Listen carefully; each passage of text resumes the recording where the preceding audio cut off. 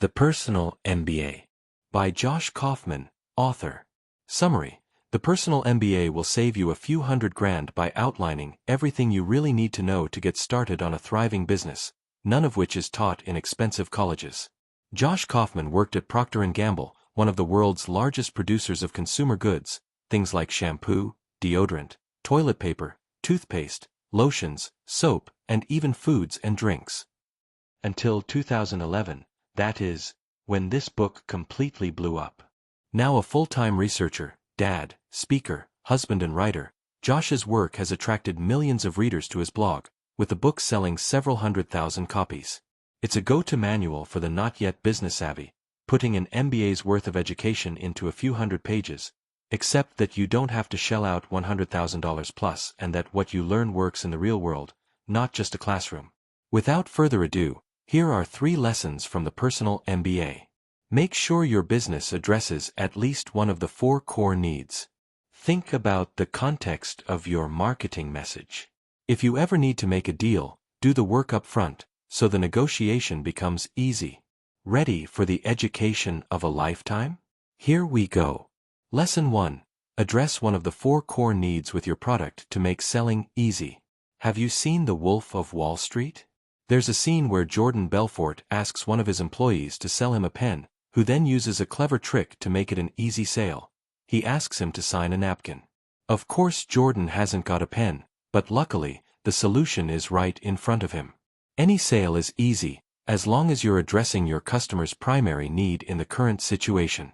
A thirsty hiker in the desert would pay anything for even the shittiest bottle of water, and car collectors will happily wire $3 million for a car, simply because it's limited to 10 units. But to address those needs with your marketing tactics, your product needs to be something that takes care of those needs. Josh says there are 4 core needs most products serve. Our desire to collect things. Our wish to bond with other people. Our need to learn and satisfy our curiosity. Our need to fight for our survival and protect our loved ones. The next time you strike up a business idea, ask yourself which of these 4 needs it'd serve first. Only if you can definitely assign it to at least one category, move on with the next step. Lesson 2.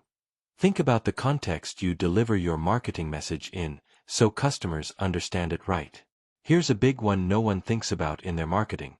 The way you choose to communicate your message matters just as much, if not more, than what you actually say. As Gary Vaynerchuk put it years ago, content is king, but context is God. Yes, what you say has to matter. It has to be remarkable, different, memorable, all of that stuff. But, if you screw up the timing, the platform, and the tone of how you address your audience, none of that matters because no one will listen. For example, 4-minute books runs on weekly emails I send out with new summaries. Imagine instead of one longer email newsletter, I'd send out a new email every day. That's just as long as a tweet.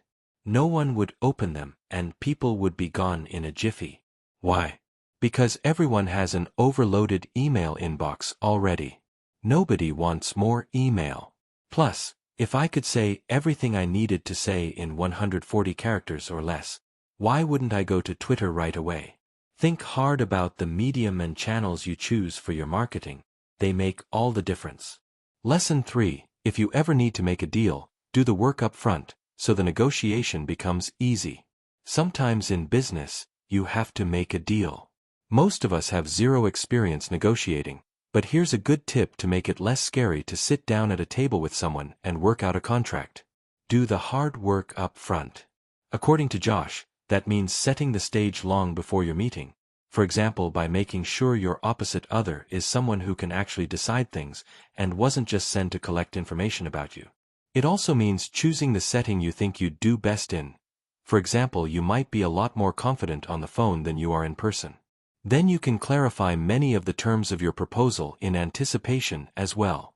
For example, think of the conditions that are most attractive to your negotiation partner and try to see if you can come up with even more of them, or how you can make your offer look superior to those of your competitors. Similarly, guess what objections the other party might have and how you could counter them. Lastly, you can make a list of concessions and compromises you're willing to make, in case you can't agree on certain points.